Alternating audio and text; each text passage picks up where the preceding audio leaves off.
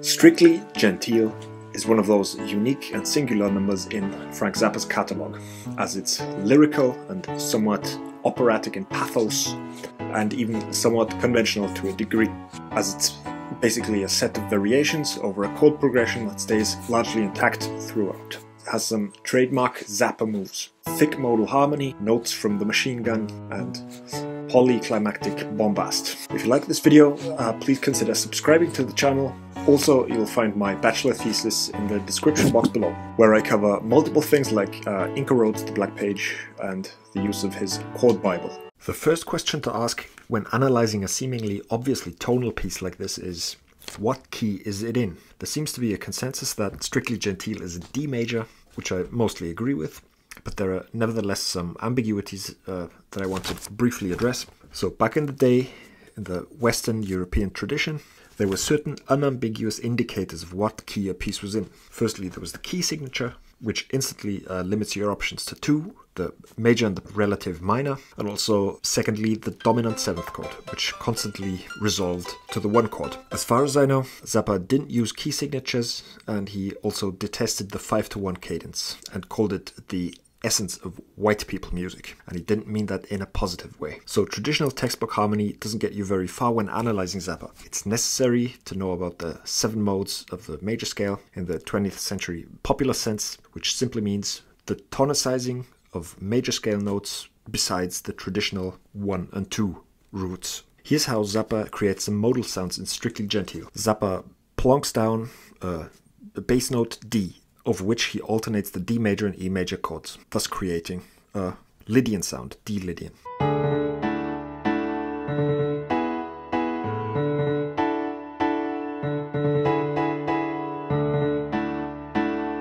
And now listen to this outro vamp and write in the comments what you think the one chord is here.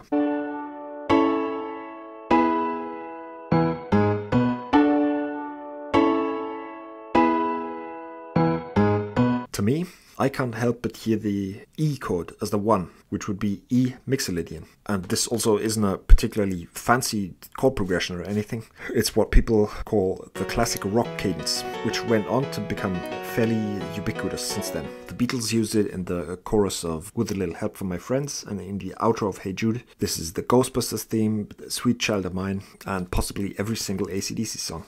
So to bring this to an end, what would I say the key of this piece is? I'd say it's mostly in the parent key of A major, which doesn't necessarily mean that A major is the 1 chord, with a strong emphasis on the D major and E major chords, which would be the Lydian and Mixolydian colors, respectively. He also mixes in standard D major frequently. Strictly Genteel features a central chord progression that appears about 7 times, of which Zappa comes up with different melodies.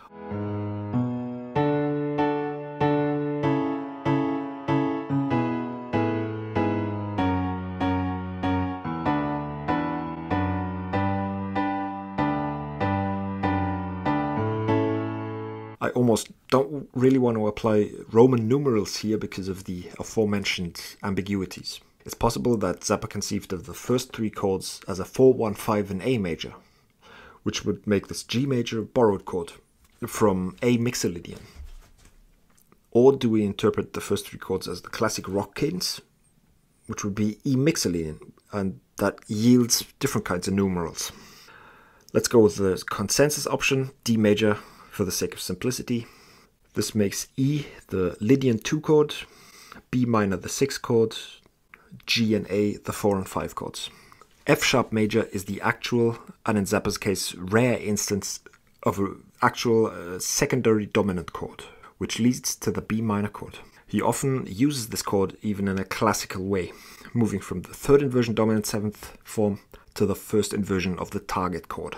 The first 2 instances of this theme are pretty much identical, and over time some chord substitutions happen.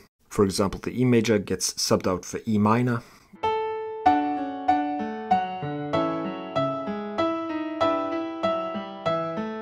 which would be standard D major, Ionian, or the A major gets subbed out for C sharp minor.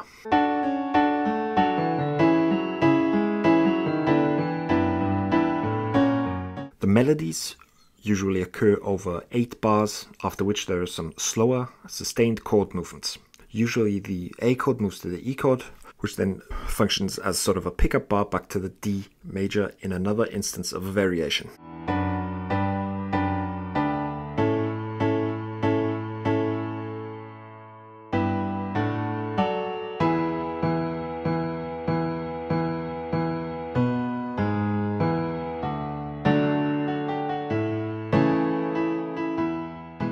After 3 instances of this chord progression, there comes an interlude with some of Zappa's trademark moves. Modal centers modulating down in descending semitones. D Lydian, C sharp Dorian, C Lydian.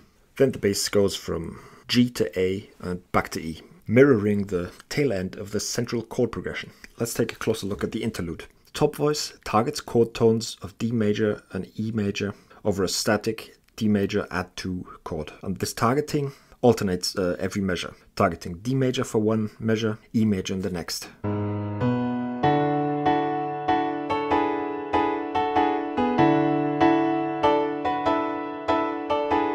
This pendulum of the D major and E major chords is what defines the middle section for over a minute. The bass note then moves down from D to C sharp for a Dorian modal field. We have a big chord here, C sharp minor 11, which contains all of the C sharp Dorian scale notes except the major 6, which occurs immediately on beat 2. The melody presents the whole C sharp Dorian scale in its first 7 notes. Then we have Zappa's favorite thing, the 4th stack. This melody is harmonized fairly consistently with the F sharp and E major triads, the C sharp and G sharp minor triads. At the end there's a sustained perfect 4th interval, C sharp and F sharp.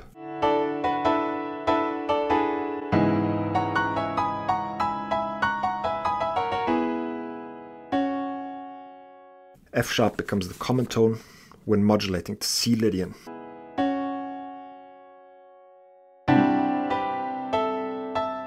This is another case of Zappa's smooth voice leading when moving between unrelated scales. All of the C Lydian scale notes are present here except for the root. The underlying chord here is C major add 2.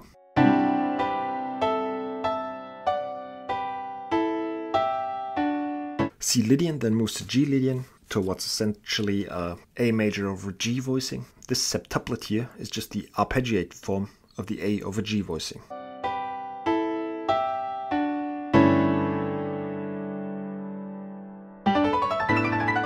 Which leads into the next modulation to the root A, which forms a kind of A sus 2 and 4 kind of voicing. What we see here in this insane melodic run is a double triad arpeggio, which combines the D major and E major chords, alternating strings of notes, at least 2, from each chord. The first 16 notes are then repeated exactly 1 octave lower, before Zappa changes it up a little bit with the septuplets and moves into the chorus.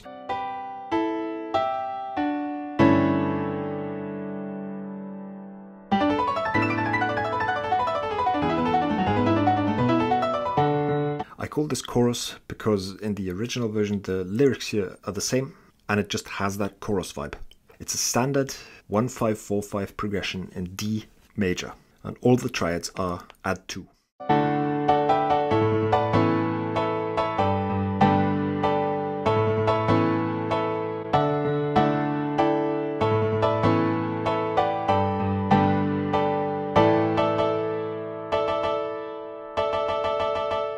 After this chorus, there's another 3 variations in a chorus, which I won't go into in detail.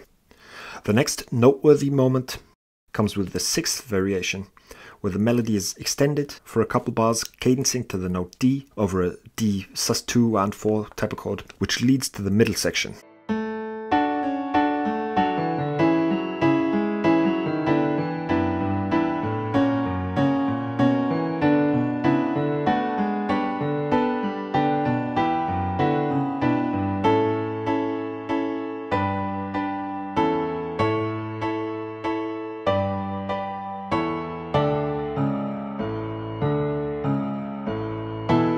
The middle section features one of Zappa's favorite chord progressions, one he liked to solo over on guitar. It's the Lydian 1-2. It's just 2 major chords, a major second apart, the first being the tonic in quotes. This is just D major and E major both in add-2 form, moving up the D Lydian scale in syncopated fashion, alternating every measure over a D pedal.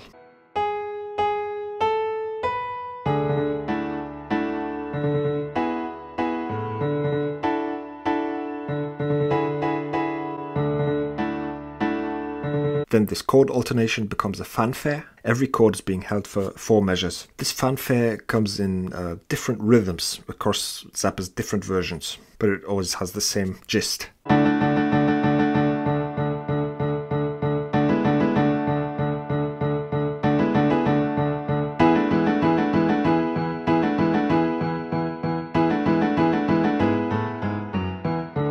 The fanfare leads into a new, striking 8-bar melody, centering around the G sharp and to a lesser extent also the F sharp. In general, Zappa targets the G sharp when the underlying chord is D major and the F sharp when the underlying chord is E major. Again, going for those spicy notes as opposed to the basic vanilla notes like 1, 3, and 5.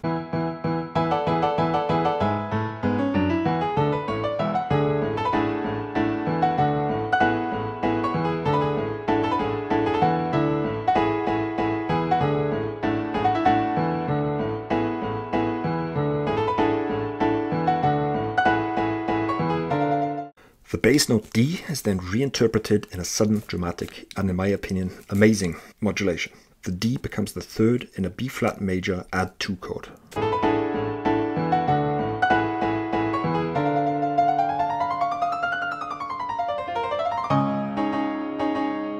There's a lightning-fast melodic run containing the chromatic scale from F to F and back down again, which leads into a B-flat major add-2 arpeggio. Then, again, Zappa's trademark move. The bass moves down a semitone to D-flat, which becomes the root of a D-flat sus chord.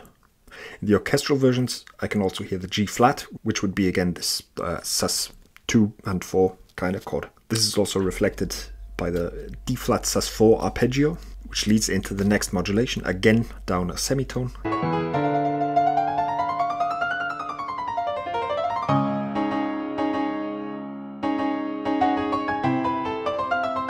To C major. We can see that the second quintuplet retains the melodic contour of the first. That just means the directionality of intervals stays the same, which goes down, up, down, down.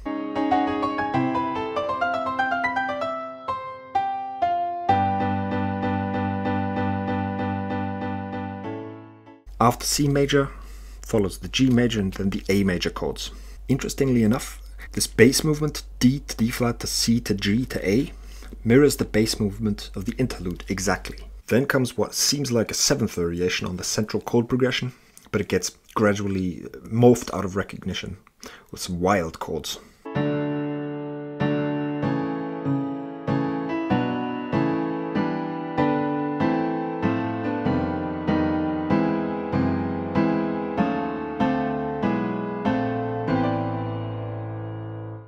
First 3 bars are pretty self-explanatory. It's a standard D major harmony, and in bar 4 we have whatever you want to call it, C major, D Dorian, or A minor. Who knows, who cares? So let's focus on the last 4 bars.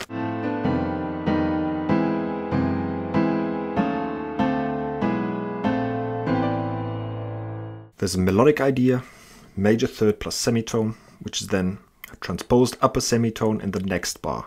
This melodic idea is harmonized in augmented triads, while the bass line is adding non-chord tones from the same corresponding whole tone scale. There's also the contrary motion between the bass line and the chord voices, providing consistency and coherence in that way. Bar 7 is basically A minor harmony, except for that B flat note, forming a F major over B flat voicing, which leads into the A minor 11th chord. Zappa has these noise insertions which last for 1 or 2 bars. I completely left those out because they have no relevance to the rest of the analysis. After this, there's another Dorian modal field with the D minor 7 chords, a staccato motif that might have been lifted from the original Batman TV series. Then 2 bars later, the D minor 7 becomes part of a B flat major 9 chord, which then modulates upper major 2nd to a C Lydian modal field.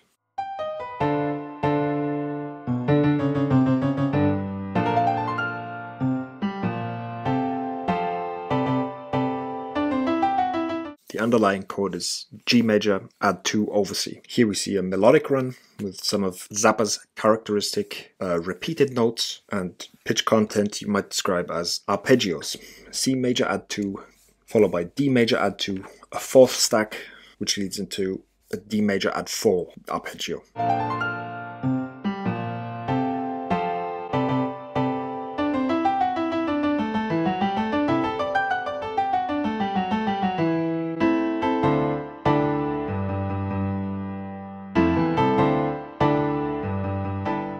And there's another Dorian modal center before the last climax, just before the outro vamp. There's a swelling sequence of chords that was initially confusing to me several years ago as I looked at it the first time.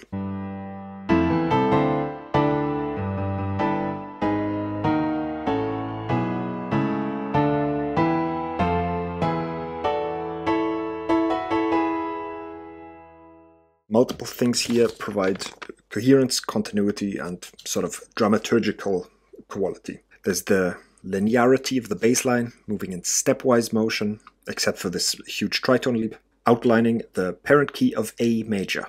There's the contrary motion between the chords and the bass line before they join in parallel motion, which in itself is a form of dramaturgy. There's also an alternation of major and minor keys. G sharp minor, A major, A minor, and A major again.